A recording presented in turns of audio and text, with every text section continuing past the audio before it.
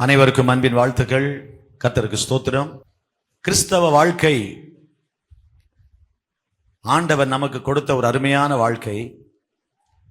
நம்மை ஆண்டவர் படைத்தார், அவர்தான் படைத்தார், அவருக்காக படைத்தார். ஒரு ஆமீன் கேட்கலாமா? அப்ப அவர்தான் படைத்தார், அவருக்காக படைத்தார். எதற்காக படைத்தார் என்று கேட்கிறோம். இது ஒரு தொடர்ந்து நாம் கேட்கிற ஒரு போதனை. இட்ஸ் a டீச்சிங், ஒரு டீச்சிங். அதனால தான் அதுக்கு நேரம் எடுத்து நம்ம கற்றுக்கொள்றோம். சகலமும் அவரை கொண்டும் அவருக்கென்றும், அதான் தீம். அவரை கொண்டும் அவருக்கென்றும், சகலமும், அதுல நாமும் அடங்குவோம். பை ஹிம் ஃபார் ஹிம், அவரை கொண்டும் அவருக்கென்றும் சிருஷ்டிக்கப்பட்டது.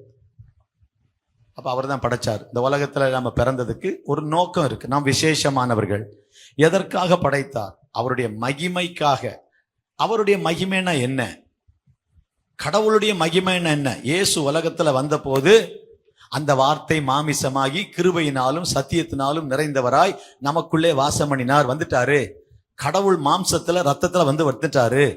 பிதாவுக்கு சமமாகிய பிதாவுக்கு ஒன்னு பண்ணல, ஒரே பேரானருடைய குமாரனுடைய அந்த மகிமைக்கு ஒப்பான மகிமையை பார்த்தோம். அந்த பிதாவுக்கு ஒப்பான மகிமை இயேசுல பார்க்கிறோம். பிதா எப்படிப்பட்டவர் என்பதை இயேசு வாழ்ந்து காட்டினார். பிதாவை இயேசு வெளிப்படுத்தினார்.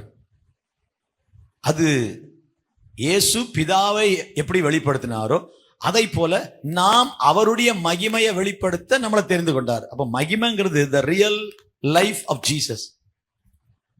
ஒரு பிரகாசம் மட்டும் இல்லை, இது ஒரு ஆனந்தம் மட்டும் இல்லை.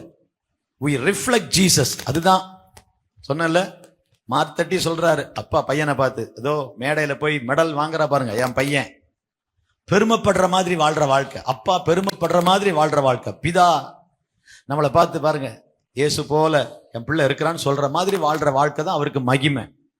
இப்போ மகிமைங்கிற வார்த்தைக்கு அவ்வளவு அர்த்தம் இருக்கு. அப்ப எதெல்லாம் மகிமையை கொண்டு வரும்? ஆராதனை மகிமையை கொண்டு வரும். ஆராதனை என்ன? சும்மா கை தூக்குறதா, பாட்டு பாடுறது மட்டுமா? இல்ல, இந்த கட்டிடத்துக்குள் நடப்பது மட்டுமல்ல ஆராதனை. அது எப்பவுமே ஞாபகம் இருக்கும். பொதுவா ஆராதனை, இன்னைக்கு ஆராதனை இல்லையே, சர்ச்சில் கிடையாது, ஞாயிற்றுக்கிழமை தானே ஆராதனை, நம்ம தான் நினைப்போம்ல, ஞாயிற்றுக்கிழமை தானே ஆராதனை, இன்னைக்கு என்ன ஆராதனை? ஆராதனைனா லைஃப் ஸ்டைல். 168 மணி நேரத்துல 2 மணி நேரம் இங்க நடக்கிறது மட்டும் ஆராதனை இல்ல, மீதி 166 மணி நேரமும் நான் வாழ்ற வாழ்க்கையே ஒரு ஆராதனை. The way we live, the way we speak, the way we behave, our behavior itself a worship. நாம் நடந்து கொள்ளுகிற விதம், வாழ்கிற விதம், பேசுகிற விதம், ஆண்டவரை அறியாத மக்கள் மத்தியில நாம் நடந்து கொள்கிற விதமே ஒரு ஆராதனை. எப்படி நடந்தால் ஆண்டவர் சந்தோஷப்படுவாரோ அதுதான் ஆராதனை. நம்முடைய மைண்ட் மாறணும். அப்ப நீங்க வீட்டுல வேலை செஞ்சாலும் ஆராதிக்கலாம் இல்லையா? 17ஆம் நூற்றாண்டுல வாழ்ந்த ஒரு துறவிகள் மடத்தில் வேலை செய்த ஒரு மனிதர், சாப்பாட்டு வேலைக்காக, சமையல் வேலைக்காய் தெரிந்து கொள்ளப்பட்டவர் இல்ல. அந்த வேலையை செய்யும் போது பாத்திரங்களை கழுவி சாப்பாடு கொடுத்து டேபிள் அரேஞ்ச் பண்ணி அதுல practicing the presence of God, தேவ பிரசனத்தை பயிற்றுவிப்பது எப்படின்னு ஒரு புக் எழுதியிருக்காரு. அப்படின்னா ஆலய கட்டிடத்துக்குள் இருப்பது மட்டுமல்ல ஆராதனை. நம்ம கண்ணை ஆண்டு திறக்கிறாரு. ஆமேன் சொல்றீங்களா? So we are learning. நல்லா புரிஞ்சுங்க. தொடர்ந்து வரீங்க, ரொம்ப சந்தோஷம். சாயந்தரமான தொடர்ந்து சிலர் வரீங்க. But are you learning? கற்றுக்கொள்றீங்களா? எழுதுறதுக்கு ஆயத்தமா வாங்க. Please come prepare to write something. ரத்தன சுருக்கமா நீங்க புரிஞ்சுக்கிற மாதிரி மொத்தத்தையும் ஒன்னாக்கி 1-2 வார்த்தையில சொல்றேன், ஈஸியா உங்களுக்கு புரிவதற்கு. எழுத தெரிஞ்சவங்களாம் கண்டிப்பா எழுதுவதற்கு ஒரு பேனா நோட்டு எடுத்துட்டு வாங்க. எல்லாமே எனக்கு ஞாபகத்தில் இருக்கும் நினைக்காதீங்க, ஞாபகத்தில் இருக்காது. ஆண்டவர் ஸ்தோத்திரம். ஆகவே ஆராதனைனா என்ன அதை பார்க்கிறோம். ஆண்டவர் சந்தோஷப்படுற மாதிரி நம்முடைய சுவாபங்கள், அவர் எப்படியெல்லாம் இருந்தாரு அது நமது வாழ்க்கையில பிரதிபலிக்கிற. வெறும் பாட்டு மட்டும் இல்ல. பொதுவா நம்ம எல்லாம் எழுப்பி நிற்போமா, கரங்களை உயர்த்தி ஆராதிப்போமான்னு நாங்க ஊழியக்காரங்க சொல்றோம். அதைத்தான் ஆராதனை நினைக்கிறோம். அப்படி பழகிட்டோம். நம்ம 3 பாட்டு உட்கார்ந்து பாடினா அது ஆராதனை இல்ல. இப்ப ஆராதிக்க போகிறோம்னு சொல்றோம். 3/4 மணி நேரம் பாட்டுக்கு பிறகு நாங்க எங்க கதையை சொல்றேன். எங்களுக்கே தெளிவில்லை. 4 பாட்டு உட்கார்ந்து பாடின பிறகு இப்ப எழும்பி நின்று கைகளை உயர்த்தி கர்த்தரை ஆராதிப்போமானா அது வரைக்கும் என்ன பண்ணிட்டு இருந்தோம்? ராஜாமணி தான் கேட்பாங்க, இவ்வளவு நேரம் என்ன பண்ணீங்க? அப்போ அதானே பண்ணிட்டு இருந்தீங்க, இப்ப எழும்பி நின்னா தான் ஆராதனைங்கிறீங்க அப்படின்னு ஒரு வயதுல மூத்த பாஸ்டர் கேட்பார். ஏன்னா நமக்கு அண்டர்ஸ்டாண்டிங் இல்ல. we don't know what is worship. we think எழும்பி நின்னா வர்ஷிப், இந்த கட்டடத்துக்குள்ள நடக்கிறதா வர்ஷிப்னு நினைக்கிறோம். நல்லா கவனிங்க, இடையில பேசாதீங்க. நீங்க குறுக்க நெருக்க யார்ட்டையும் பேசாதீங்க. நான் பேசுறது புரியாது, பேச வேண்டிய அவசியமே இல்லை உங்களுக்கு. நீங்க பைபிளே தர காட்டாலும் பரவாயில்ல, பைபிளை மூடிட்டு நான் சொல்றதை கேளுங்க. இதை தர, அதை பாரு, இதை பாரு, அதை காட்டு, இதை காட்டுன்னு பக்கத்திலேயே பேசி பைபிள் ஸ்டடி ஃபுல்லா நீங்க பேசுனீங்கன்னா ஒண்ணுமே புரியாது. நீங்க பைபிளே தர காட்டாலும் பரவாயில்ல, தெரியலன்னா அமைதியா இருங்க, விட்டுருங்க. நான் உங்களுக்கு புரியுற மாதிரி பேசுறேன். அப்ப ஆராதனை மகிமையை கொண்டு வருது. அப்ப ஆராதனை என்ன? வாழ்க்கை முறை, அவர் லைஃப் ஸ்டைல். கிறிஸ்தவ வாழ்க்கை வித்தியாசமான வாழ்க்கை. ஞானஸ்நானம் நம்மளை மாத்திரல, ஞானஸ்நானம் மாத்திரல. நான் இயேசுவுக்காக வாழ்வேன்னு ஒரு தீர்மானம் எடுத்தோம், இயேசுவை ஏற்றுக்கொள்வேன், இனி பாவம் செய்ய மாட்டேன், பரிசுத்தமாவல்னு ஒரு தீர்மானம் எடுத்தோம். அந்த தீர்மானத்தை காட்டுறதுதான் ஞானஸ்நானம். ஞானஸ்நானம் எடுத்துட்ட உடனே மாறிடல, மாற வேண்டியது உள்ள. அதுலதான் நம்ம வளரணும்.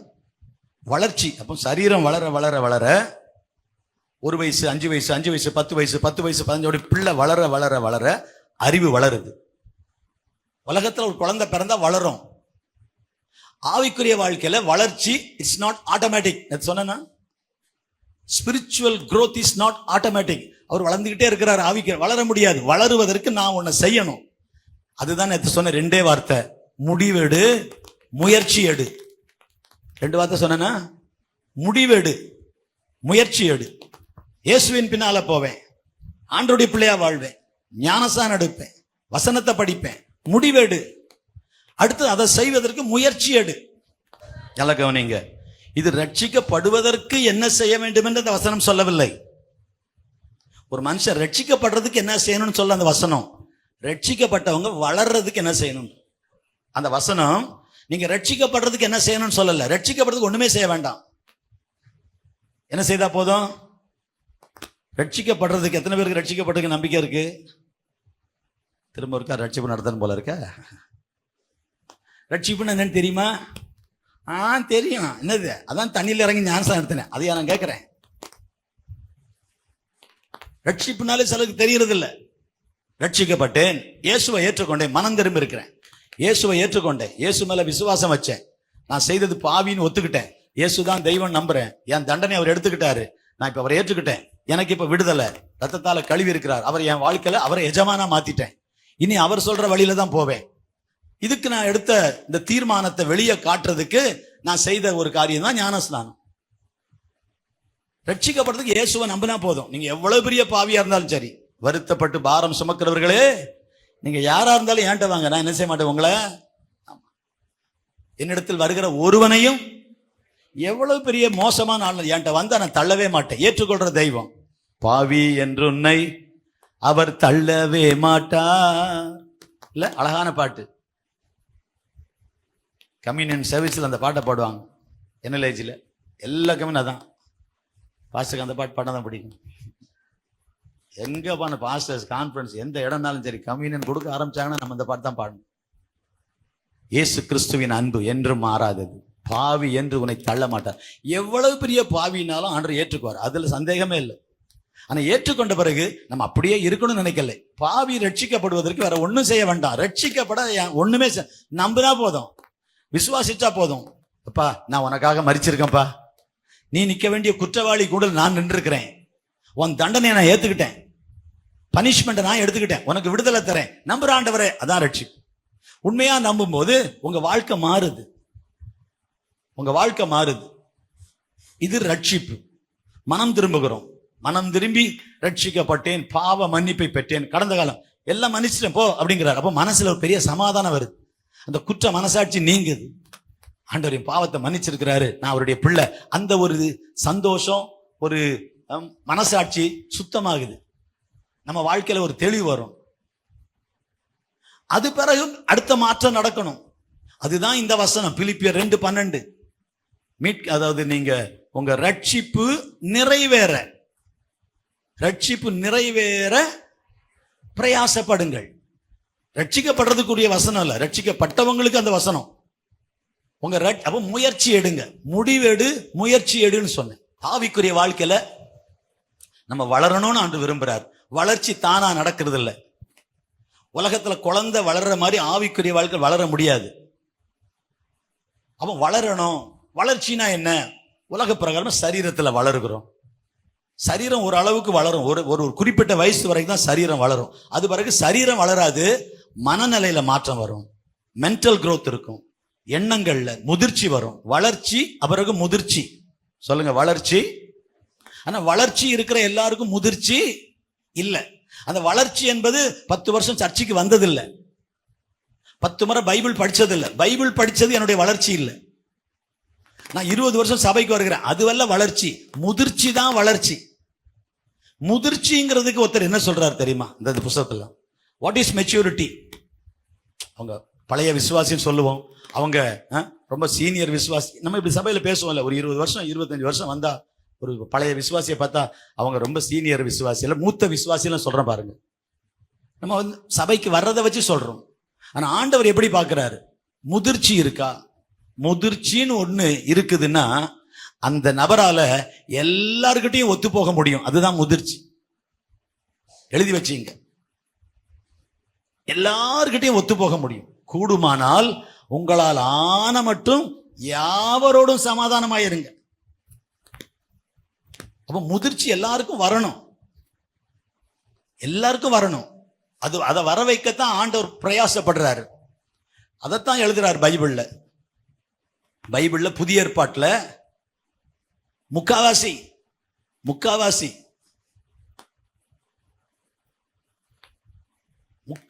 பைபிள்ல புதிய ஏற்பாட்டுல உபதேசம் தான். Doctrine and duties, principles and practicals. அப்படி எழுதிக்கலாம். நீங்க 2 வார்த்தை சொல்றேன், principles and practicals, doctrines and duties. என்ன செய்யணும் தான் புதிய ஏற்பாடு ஃபுல்லா. ரட்சிக்கப்பட்டவங்க ஞானஸ்தானம் எடுத்துட்டாங்க, அபிஷேகம் பெற்றாங்க, சர்ச்சுக்கு வராங்க, அது இல்ல கிறிஸ்தவ வாழ்க்கை. அதுக்கு பிறகு நீங்க வளரணும். எதுலெல்லாம் வளரணும்? சுவாபத்துல வளரணும். அதுக்கு நான் என்ன செய்யணும்? சுவாபத்துல வளர வளர நம்ம யாரை போல மாறுவோம்? இயேசுவை போல மாறுவோம். நம்ம இயேசுவை போல மாற்றுவதுதான் தேவ திட்டம். நம்மை ஆசீர்வாதமாய் மாற்றி நமக்கு எல்லா நன்மைகளையும் தந்து ஒரு கஷ்டம் இல்லாம ஒரு ஏசி ரூம்ல ஜாலியா நம்மளை உட்கார வைக்கிறது இல்ல ஆண்டவர் திட்டம். ஏசி ரூம் தப்பு இல்ல, சந்தோஷம் தப்பு இல்ல, காரு பங்களா தப்பு இல்ல. அது மட்டும் கொடுத்து உங்களை சந்தோஷப்படுத்துறதுக்காக கர்த்தர் ரட்சிக்கல. அந்த சுவாபம், தெய்வீக சுவாபத்தை நமக்குள்ள வர வைக்கிறதுக்கு தான் அவர் ஜீவனை கொடுத்தார். ஜீவனை கொடுத்தது வெறும் நம்ம பாவத்தை மன்னிச்சு நமக்கு ஆசீர்வாதம் கொடுக்கறதுக்கு இல்ல.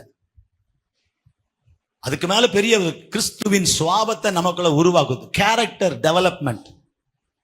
நமக்கு சுவாபங்களை மாற்ற விரும்புகிறார். அதுதான் வளர்ச்சி. அப்போ சபைக்கு வர வர வர வர நம்ம வளரணும். அதுக்கு முடிவெடு, முயற்சி எடு. 2 வார்த்தை சொன்னேன். எதுல முயற்சி எடுக்கணும்? எப்படி வளர்வது இன்னைக்கு சொல்றேன். புஸ்தகம் சில படிச்சிருப்பீங்க, அல்ல படிக்காம இருந்திருப்பீங்க. How do we grow, how do grow, எப்படி வளர்றது? ஒரு பிள்ளை வளரணும்னா என்ன செய்யணும்? அருமையான வசனம் இருக்கு. 1 பேதுரு 2:3 படிங்க பார்க்கலாம். 1 பேதுரு 2:3